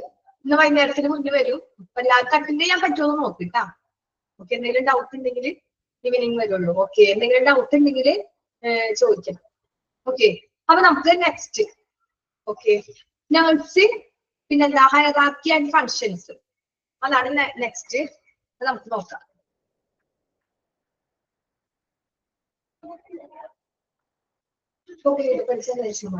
ഗൈഡ് പഠിച്ചാലും ഉണ്ടാവും, പക്ഷെ ഒക്കെ ഗൈഡിന് ഉണ്ടാവും എന്ന് എനിക്കറിയില്ല. എന്താ നിങ്ങൾ ഓഫീസിൽ പറഞ്ഞ ഗൈഡ് എല്ലാവരും വാങ്ങി, എല്ലാവരുടെ കയ്യിലും ഉണ്ടാ ഗൈഡ്? എല്ലാവരുടെ കയ്യിലും ഗൈഡ് ഉണ്ടാ? ഇല്ല. ഓക്കെ, ഇല്ല അല്ലേ? ഓക്കെ, ഉള്ളവര് ഇല്ലാത്തവർ ഇപ്പൊ ടെക്സ്റ്റ് ഞാൻ പഠിപ്പിക്കുന്നതിന്റെ ക്വസ്റ്റ്യൻസ് ഇമ്പോർട്ടന്റ് ഒക്കെ ഞാൻ ഇപ്പൊ തന്നെ ക്ലാസ്സിൽ ക്ലാസ്സിൽ പറയും എന്റെ ക്വസ്റ്റ്യൻസ് ഏതാണെന്ന്. നിങ്ങൾ അത് നന്നായി പഠിക്കുക. പുറത്തുനിന്നൊന്നും എനിക്കൊന്നും വരില്ല. ഗൈഡ് മേടിക്കുന്നവര് മേടിച്ചോ, മേടിക്കുന്നതല്ല ഗൈഡിൽ ഉണ്ടാവും. Okay, okay, next nursing hierarchy and functions. GP അത് ശരിക്കും പേരല്ല മാം. പഠിച്ചു തുടങ്ങി, റിവിഷൻ തുടങ്ങി, കുറെ ക്വസ്റ്റ്യൻസ് കിട്ടി. Okay Lachu, okay okay.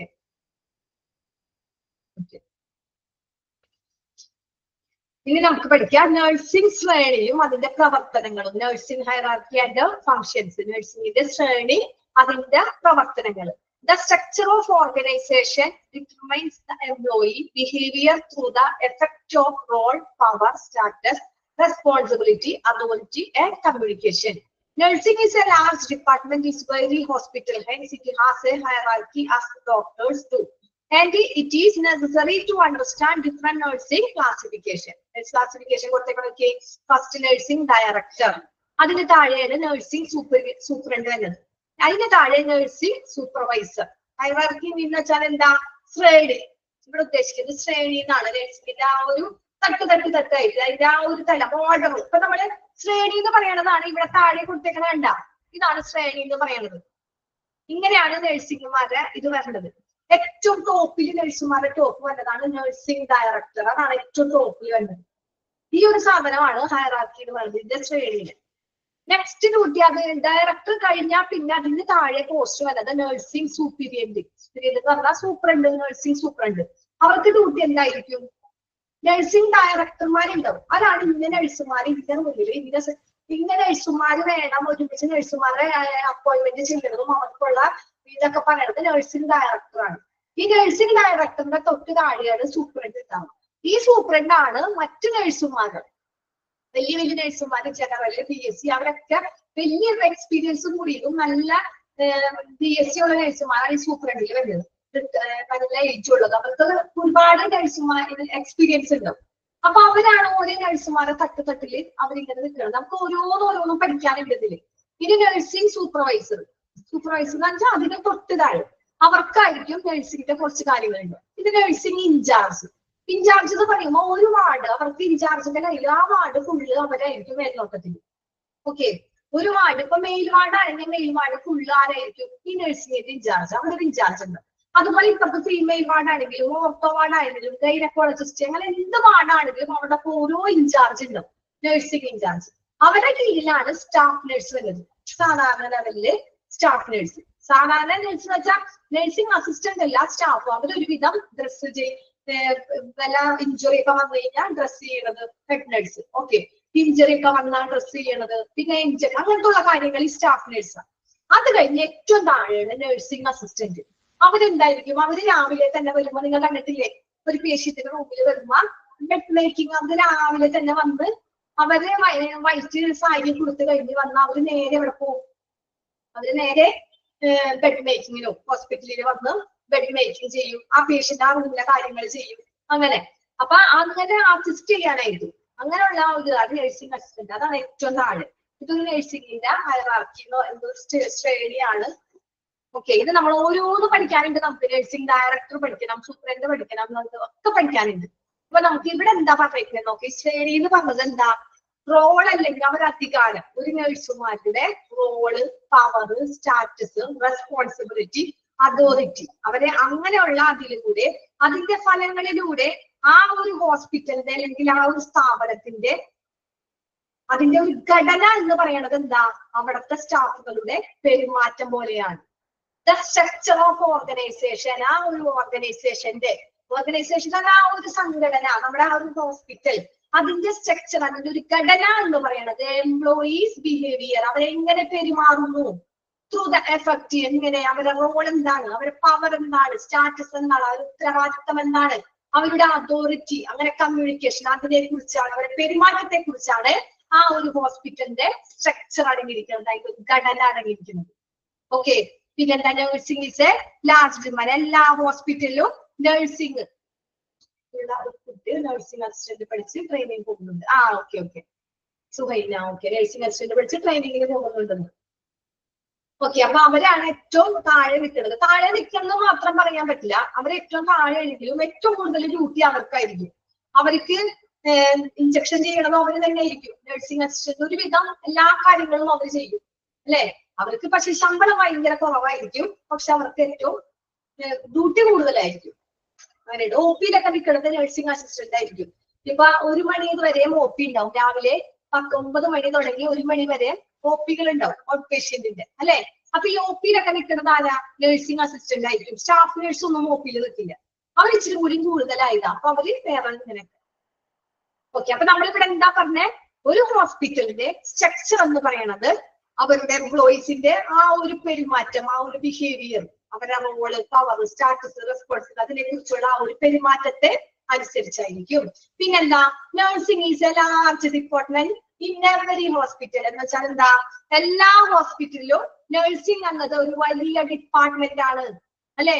എവിടെ ചെന്നാലും, ഏത് ഹോസ്പിറ്റലിൽ ചെന്നാലും നഴ്സുമാരില്ലാത്ത ഹോസ്പിറ്റൽ ഉണ്ടാ? ഇല്ല.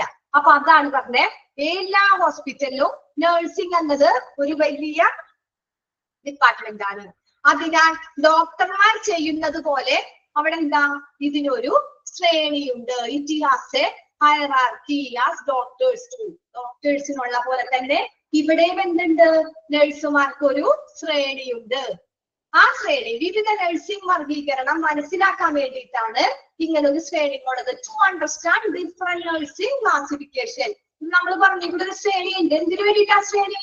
അവരുടെ ക്ലാസിഫിക്കേഷൻ, അവരോരോ വിഭാഗത്തിൽ അവരുടെ ക്വാളിഫിക്കേഷൻ, അങ്ങനത്തെ ഒക്കെ കാര്യങ്ങൾ അണ്ടർസ്റ്റാൻഡ്, മനസ്സിലാക്കാൻ വേണ്ടിയിട്ടാണ്.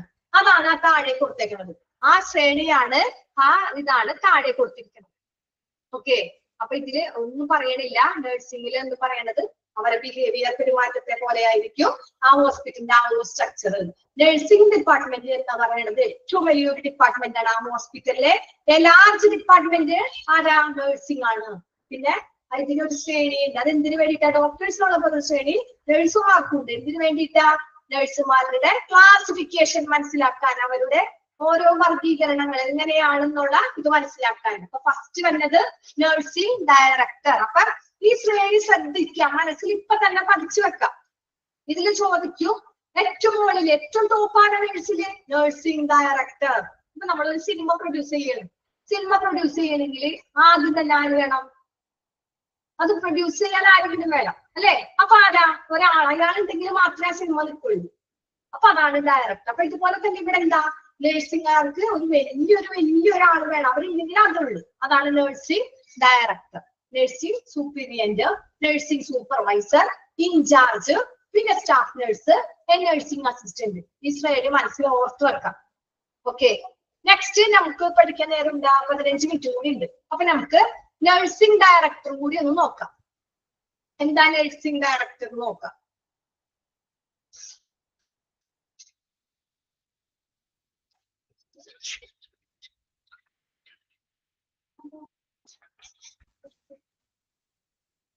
എന്താ നഴ്സിംഗ് ഡയറക്ടർ?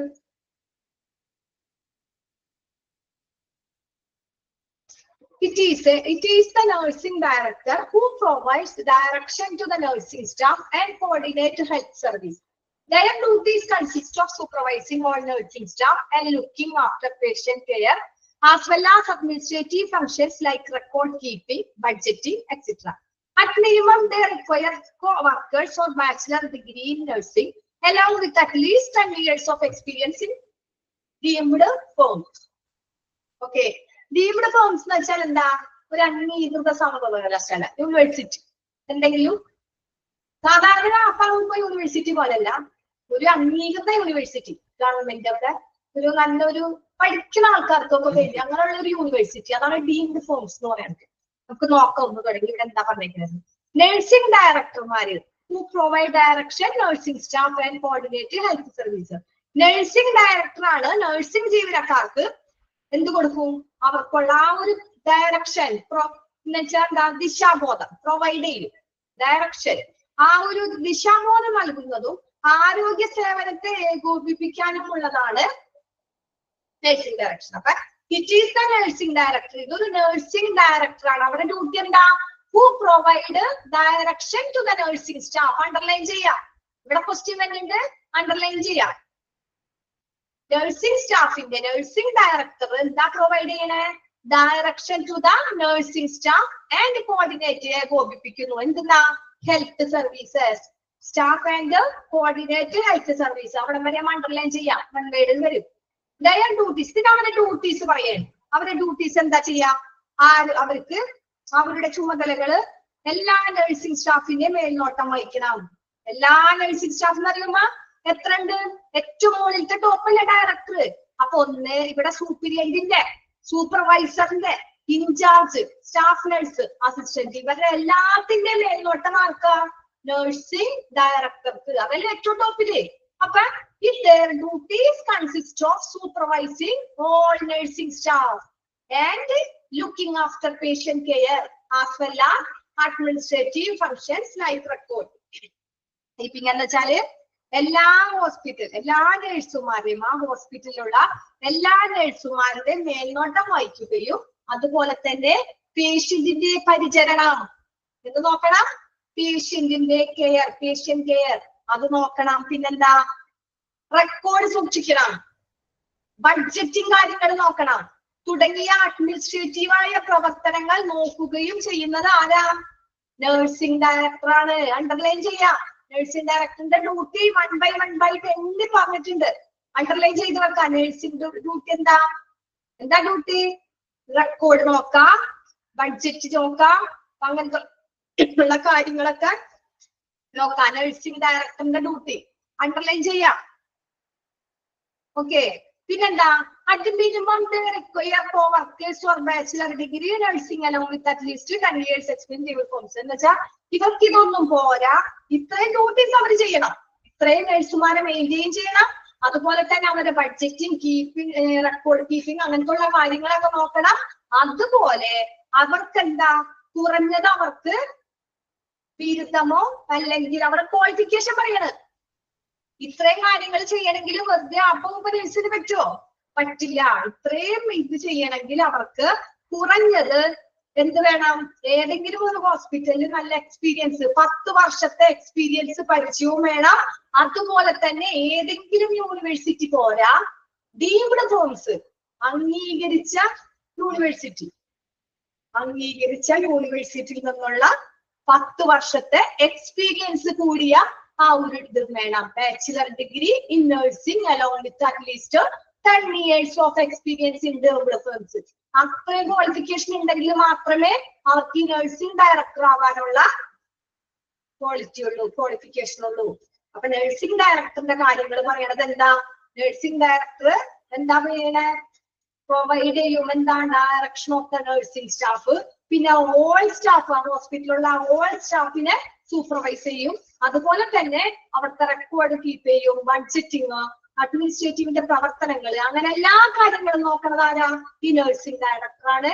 പിന്നെ നഴ്സിംഗ് ഡയറക്ടറിന് മിനിമം 10 വർഷത്തെ എക്സ്പീരിയൻസ് എങ്കിലും വേണം. അത് വെറുതെ അല്ല, ഡീംഡ് ഫോംസ്, യൂണിവേഴ്സിറ്റി അംഗീകരിച്ച ഏതെങ്കിലും യൂണിവേഴ്സിറ്റിയിൽ നിന്നുള്ള 10 വർഷത്തെ പരിചയം, എക്സ്പീരിയൻസ്, ജോലി ചെയ്ത ആ ഒരു പരിചയം കൂടി വേണം. എന്നാൽ മാത്രമേ നഴ്സിംഗ് ഡയറക്ടർ ആവാനുള്ള യോഗ്യതയുള്ളൂ. ഓക്കെ, ഇനി ഡ്യൂട്ടീസ് ആൻഡ് റെസ്പോൺസിബിലിറ്റീസ്. ഇവർക്ക് ഡ്യൂട്ടീസ് ഉണ്ട്. ആ ഡ്യൂട്ടീസ് എന്താന്നാ പറയണത്, ആരുടെ ഡ്യൂട്ടീസാ, ഈ നഴ്സിംഗ് ഡയറക്ടറുടെ കാര്യം പറഞ്ഞില്ലേ, ഈ നഴ്സിംഗ് ഡയറക്ടർക്ക് കുറച്ച് ഡ്യൂട്ടീസ് ഉണ്ട്. ആ ഡ്യൂട്ടീസ് എന്താ, ഒന്നാമത്തെ ഡ്യൂട്ടീസ് ആണ് to direct, oversee and evaluate all nursing staff. എന്താ, അവരുടെ കടമകളും റെസ്പോൺസിബിലിറ്റി, ഉത്തരവാദിത്തങ്ങളും. എന്താ ഒന്നാമത്തെ ഉത്തരവാദിത്തം, എല്ലാ നഴ്സിംഗ് സ്റ്റാഫുകളുടെ മേൽനോട്ടം വഹിക്കാനും അത് വിലയിരുത്താനും. എന്താ ഒന്നാമത്തെ ഇതെന്താ? അവിടെ ഉള്ള ഹോസ്പിറ്റലിൽ ഒരുപാട് നഴ്സിംഗ് സ്റ്റാഫ് ഉണ്ടെന്ന് പറഞ്ഞു. ആ നഴ്സിംഗ് സ്റ്റാഫിനെ എല്ലാവരെയും വിളിച്ച് അവരെ മേൽനോട്ടം വഹിക്കുക.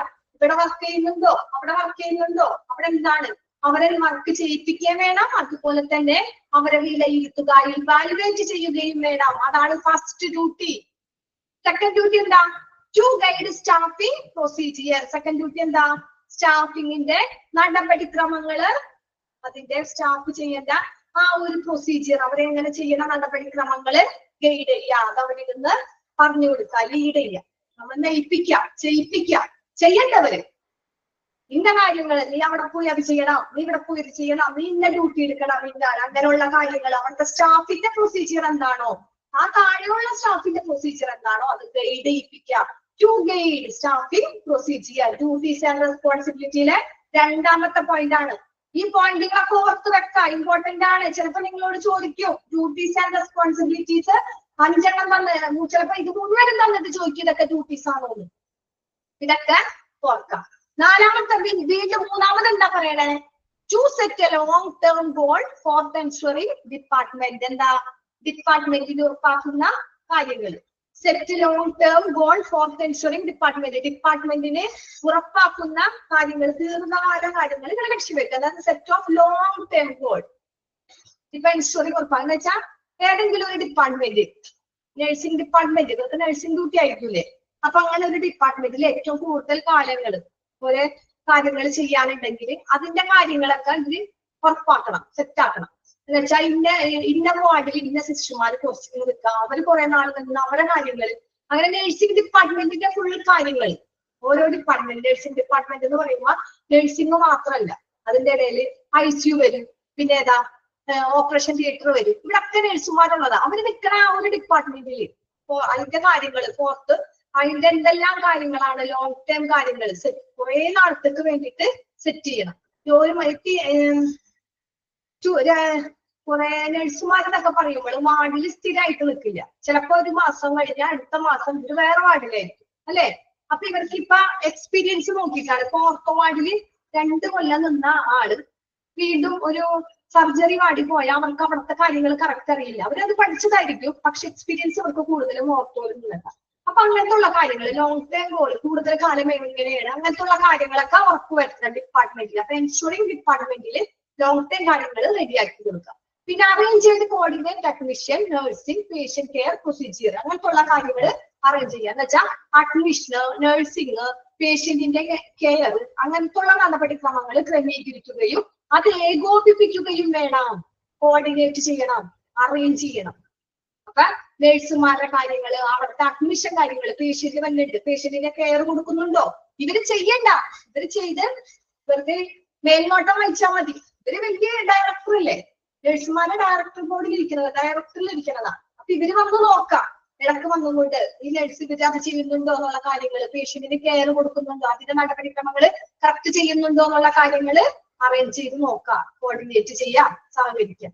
പിന്നെ set issue and problems, both department issues and patient issues. എന്ന് വെച്ചാൽ എന്താ? എന്തെങ്കിലും പ്രശ്നങ്ങൾ, പ്രോബ്ലംസ്, ഇഷ്യൂസ്, ഈ ഡിപ്പാർട്ട്മെന്റ് ബേസിൽ എന്തെങ്കിലും പ്രോബ്ലങ്ങൾ, പ്രശ്നങ്ങൾ എന്തെങ്കിലും ഉണ്ടെങ്കിൽ അത് പരിഹരിക്കണം, അല്ലെ? ഇപ്പൊ ഒരു പേഷ്യന്റിന് എപ്പോഴും കംപ്ലൈന്റ് ആയിരിക്കും, എല്ലാ പേഷ്യന്റും അല്ല, ചില എത്ര നന്നായി നോക്കിയാലും ഏതെങ്കിലും ഒരു വാർഡില് നഴ്സുമാരായിട്ട് എന്തെങ്കിലും പ്രശ്നങ്ങൾ ഉണ്ടാവും, അല്ലെ? അപ്പൊ പേഷ്യന്റ് ആവില്ല, ചിലപ്പോ പേഷ്യന്റിന്റെ ബൈസ്റ്റാൻഡർ ആയിരിക്കും, പല കാറ്റഗറിയിലുള്ള ബൈസ്റ്റാൻഡർ പേഷ്യന്റ് ഒക്കെ ആയിരിക്കും. അപ്പൊ അവർ എന്തെങ്കിലും പ്രശ്നങ്ങൾ അവിടെ ഉണ്ടാവാൻ സാധ്യതയുണ്ട്. അങ്ങനെ എന്തെങ്കിലും ഉണ്ടെങ്കിൽ ആ പ്രശ്നങ്ങളൊക്കെ സെറ്റിൽ ചെയ്യണം, പ്രോബ്ലംസ്, അവര് ആ ഡിപ്പാർട്ട്മെന്റ്സ് തമ്മിലുള്ള ഇഷ്യൂസ് എന്തെങ്കിലും ഉണ്ടെങ്കിൽ അവർ തമ്മിൽ സെറ്റിൽ ചെയ്യണം. ആരുടെ ഡ്യൂട്ടിയാ? നഴ്സിംഗ് ഡയറക്ടറുടെ ഡ്യൂട്ടിയാണ് സെറ്റിൽമെന്റ് ചെയ്യുന്നത്. സെറ്റിൽ ഇഷ്യൂസ്, പ്രോബ്ലംസ്, അതൊക്കെ സെറ്റിൽ ചെയ്യണത്. Last one reports to upper management. ഉന്നത മാനേജ്മെന്റിന് റിപ്പോർട്ട് ചെയ്യുക. റിപ്പോർട്ട് കൊടുക്കണം അപ്പർ മാനേജ്മെന്റ്. ഈ നഴ്സിംഗ് ഡയറക്ടറിന്റെ ഏറ്റവും മുകളിൽ ആരിപ്പുണ്ട്? മാനേജ്മെന്റ് ഇരിപ്പുണ്ട്, ഇല്ലേ? അഡ്മിനിസ്ട്രേറ്റർ ഇരിപ്പുണ്ട്. അവർക്ക് എന്തെങ്കിലും ഇതിനെ കുറിച്ച്, ഇതിന്റെ കാര്യങ്ങളെ കുറിച്ച് നല്ല രീതിയിൽ നടക്കുന്നുണ്ട്, അല്ലെങ്കിൽ ഇവിടെ ഭയങ്കര കംപ്ലൈന്റ് ഉണ്ട് എന്നുള്ള കാര്യങ്ങൾ പരിഹരിക്കാൻ പറ്റുന്നില്ല, ഇവർക്കൊക്കെ എനിക്ക് പറ്റുന്നില്ല, ഇങ്ങനത്തുള്ള കാര്യങ്ങൾ എന്തെങ്കിലും ഉണ്ടെങ്കിൽ റിപ്പോർട്ട് കൊടുക്കണം ടു അപ്പർ മാനേജ്മെന്റ്. എന്ന് വെച്ചാൽ ഉന്നത മാനേജ്മെന്റ്, മുകളിലിരിക്കുന്ന മാനേജ്മെന്റിന് റിപ്പോർട്ട് കൊടുക്കണം. അപ്പൊ ഡ്യൂട്ടീസ് ആൻഡ് റെസ്പോൺസിബിലിറ്റീസ് ആണ് നമ്മളിപ്പോ പഠിച്ചത്. ഒന്നും കൂടി പറയാം. To direct oversee and evaluate nursing staff. എല്ലാ നഴ്സിംഗ് സ്റ്റാഫിനെ നേരിട്ട് എന്താ അവരെ ഇവാലുവേറ്റ് ചെയ്യുക, വിലയിരുത്തുക, അവരെ നയിക്കുക. സ്റ്റാഫിംഗ് പ്രൊസീജിയർ ടു ഗൈഡ്, നല്ല രീതിയിൽ അവർ ഇന്ന കാര്യങ്ങൾ ചെയ്യണം പറഞ്ഞു കൊടുക്കുക. ലോങ് ടേം എൻഷുറിംഗ്, ഏതെങ്കിലും ഡിപ്പാർട്ട്മെന്റിൽ ഇന്ന ഇത്രയും നാളുണ്ടെങ്കിൽ അങ്ങനത്തെ കാര്യങ്ങൾ നോക്കാം. അറേഞ്ച് ചെയ്യണം അല്ലെങ്കിൽ കോർഡിനേറ്റ് ചെയ്യണം. ആരെ പേഷ്യന്റിനെ, നഴ്സിംഗിന്, അവരെ അഡ്മിഷന് വരുന്ന പേഷ്യന്റ്, അങ്ങനെയുള്ള കാര്യങ്ങളൊക്കെ അവരെ അറേഞ്ച് ചെയ്യുക, അതുപോലെ കോർഡിനേറ്റ് ചെയ്യുക. പിന്നെ എന്തെങ്കിലും പ്രോബ്ലംസ് എന്തെങ്കിലും ഉണ്ടെങ്കിൽ അത് പരിഹരിക്കുക. പേഷ്യന്റ് ആയിട്ട് എന്തെങ്കിലും പ്രശ്നങ്ങൾ അല്ലെങ്കിൽ ഡിപ്പാർട്ട്മെന്റ് ആയിട്ട് പ്രശ്നങ്ങൾ, അല്ലെ? ഡിപ്പാർട്ട്മെന്റ് എന്ന് വെച്ചാൽ എന്താ? പല ഡിപ്പാർട്ട്മെന്റ്. ഇവിടെ കിടക്കുന്ന ഐസിയുലെ പേഷ്യന്റ് ചിലപ്പോൾ ഓപ്പറേഷൻ തിയേറ്ററിലെ അവരായിട്ട് എന്തെങ്കിലും പ്രോബ്ലം ഉണ്ടാവും. അപ്പൊ എന്തെങ്കിലും ഉണ്ടെങ്കിൽ അതൊക്കെ ആര് വേണം? ഈ ഡയറക്ടർ, നഴ്സിംഗ് ഡയറക്ടർ വന്ന് ആ ഇഷ്യൂസ് ഒക്കെ മാറ്റി പരിഹരിക്കുക. റിപ്പോർട്ട് ടു അപ്പർ മാനേജ്മെന്റ്, വേറെ എന്തെങ്കിലും ഉണ്ടെങ്കിൽ അതിന്റെ റിപ്പോർട്ട്സ് ഒക്കെ കൊടുക്കണം ആർക്കാ? അപ്പർ മാനേജ്മെന്റിന്. ഓക്കെ, അപ്പൊ നമ്മൾ ഇന്നത്തെ ക്ലാസ് നഴ്സിംഗ് ഡയറക്ടർ തീർന്നു. ഇനി നമ്മൾ നഴ്സിംഗ് സൂപ്രിയന്റ് ഉണ്ട്, സൂപ്രണ്ട് ഉണ്ട്, നഴ്സിംഗ് സൂപ്പർവൈസർ ഉണ്ട്, ഇൻചാർജ് ഉണ്ട്. അതൊക്കെ നമുക്ക് അടുത്ത ക്ലാസ്സിൽ എടുക്കാം. അപ്പൊ ഇന്നത്തെ ക്ലാസ്സിൽ നിങ്ങൾക്ക് ഡൗട്ട് ഒന്നും ഇല്ലല്ലോ? ക്ലിയർ ആണോ? ഡൗട്ട് ഒന്നും ഇല്ലല്ലോ എന്ന് ചോദിക്കുമ്പോ ചോദിക്കണ്ടെന്നല്ല, ഡൗട്ട് എന്തെങ്കിലും ഉണ്ടെങ്കിൽ ചോദിച്ചു. ക്ലിയർ ആണോ? എല്ലാവർക്കും ക്ലിയർ ആണോ? ബോറടിച്ച? ഇല്ല. എന്നാ ഓക്കെ, അപ്പൊ നമുക്ക് ഇന്നത്തെ ക്ലാസ് വൈൻഡപ്പ് ചെയ്യാം. നമുക്ക് ഇനി അടുത്ത ക്ലാസ്സിൽ കാണാം കേട്ടോ. മൺഡേയിൽ നമ്മൾ അല്ലേ? ഇനി മൺഡേയിലുള്ളൂ നമ്മള്. Okay, thank you, thank you.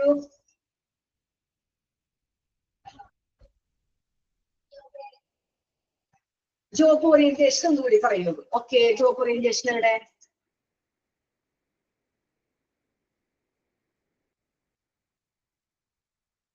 Job orientation അല്ല ഇത്. ഇത് പറയാം.